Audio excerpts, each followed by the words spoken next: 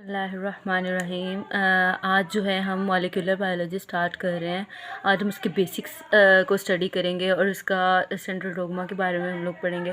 बहुत सारी चीज़ें मेरे जूनियर्स मुझे कह रहे थे कि आप हमें स्टार्ट करें, तो मैंने अभी बिल्कुल स्टार्ट से चैप्टर नंबर 1 से जो है हम बेसिक से स्टार्ट करेंगे मॉलिक्यूलर बायोलॉजी की।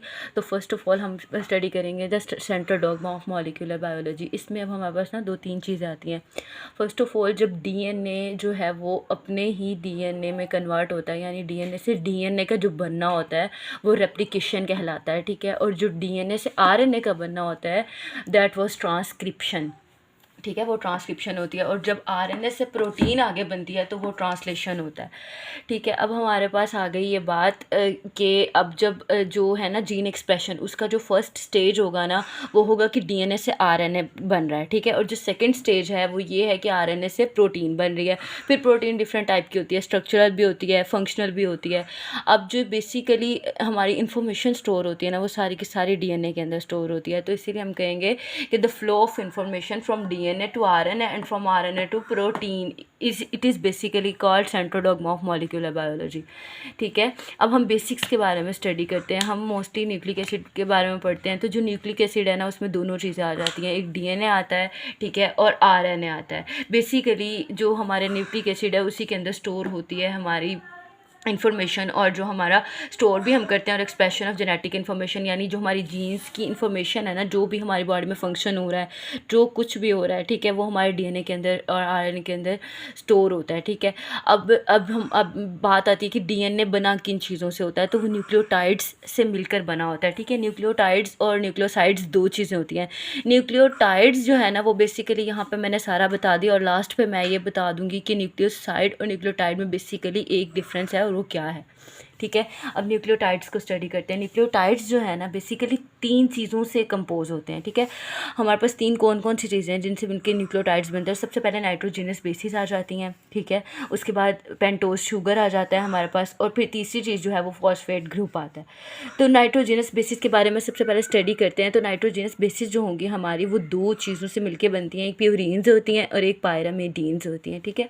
तो जो प्यूरीन्स हैं वो डबल रिंग स्ट्रक्चर होता है, जो पायरामिडीन्स हैं वो सिंगल रिंग स्ट्रक्चर होता है। और अब प्यूरीन्स के बारे में बात करते हैं कि डबल रिंग स्ट्रक्चर अब 2 चीज़ों का होगा, एडेनिन का भी है और गवानीन का भी है, ठीक है। इसकी निमोनिक मैंने बनाई AG, ठीक है। AG यानी आग, मैंने इस तरह से याद रखा हुआ है, आप लोग भी इस तरह से नहीं भूलेंगे।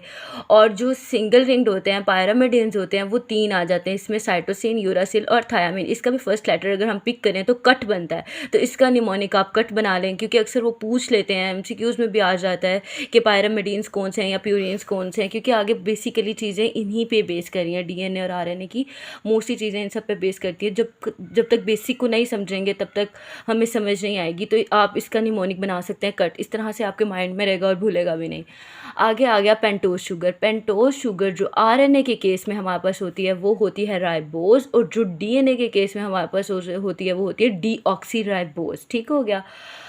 अब जो डीऑक्सीराइबोज है इसमें जो ऑक्सीजन जो हमारे पास कार्बन नंबर होता है ना 3 होता है, उसके ऊपर से एक हाइड्रोक्सिल मतलब पूरा हाइड्रोक्सिल ग्रुप प्रेजेंट होता है। हाइड्रोक्सिल ग्रुप में से ना वहाँ से हम लोग जो है निकालते हैं।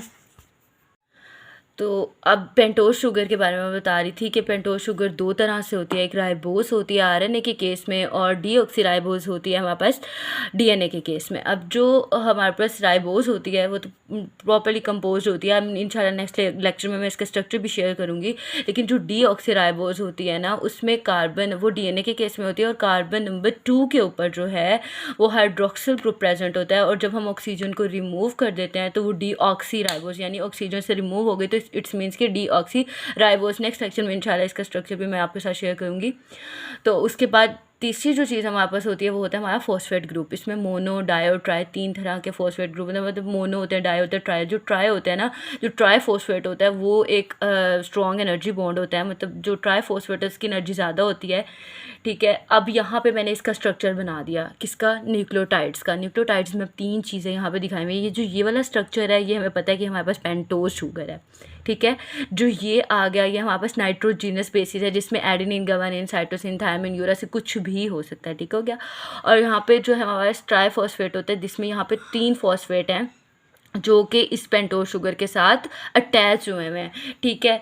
अब आगे आ गया हमारे पास, ये फिफ्थ कार्बन के साथ अटैच होता है फॉस्फेट ग्रुप जो होता है, और जब ये लिंक बनाता है ना, मतलब एक न्यूक्लियो, ये पूरे का पूरा न्यूक्लियोटाइड है, जब एक न्यूक्लियोटाइड दूसरे न्यूक्लियोटाइड के साथ लिंक बनाएगा, देन जो पॉलीमर ऑफ न्यूक्लियोटाइड्स होता है हम उसको डीएनए बोल रहे होते हैं। ये भी इंशाल्लाह मैं नेक्स्ट लेक्चर में आपके साथ शेयर करूँगी कि न्यूक्लियोटाइड का स्ट्रक्चर और डीएनए का स्ट्रक्चर और ये सारी चीज़ें इंशाल्लाह। तो उसके अलावा मैंने आपको बताना था कि न्यूक्लियोसाइड और न्यूक्लियोटाइड में क्या डिफरेंस है। न्यूक्लियोटाइड ये बेसिकली जो हमने भी स्ट्रक्चर सारा रीड किया, दैट वाज न्यूक्लियोटाइड। अब न्यूक्लियोसाइड क्या चीज़ होती है, इसमें एक डिफरेंस होता है कि इसमें ये दोनों चीज़ें तो प्रेजेंट होती हैं, यानी नाइट्रोजनस बेसिस और पेंटोस शुगर तो प्रेजेंट होगी, लेकिन फॉस्फेट ग्रुप प्रेजेंट नहीं होगा। यानी नाइट्रोजनस बेसिस और पेंटोस शुगर जो है न्यूक्लियोसाइड में प्रेजेंट होंगी, फॉस्फेट ग्रुप जस्ट न्यूक्लियोटाइड में प्रेजेंट होगा, न्यूक्लियोसाइड में प्रेजेंट नहीं होगा। That's all about the basic of the molecular biology, and next we study inshallah the structure of the DNA inshallah.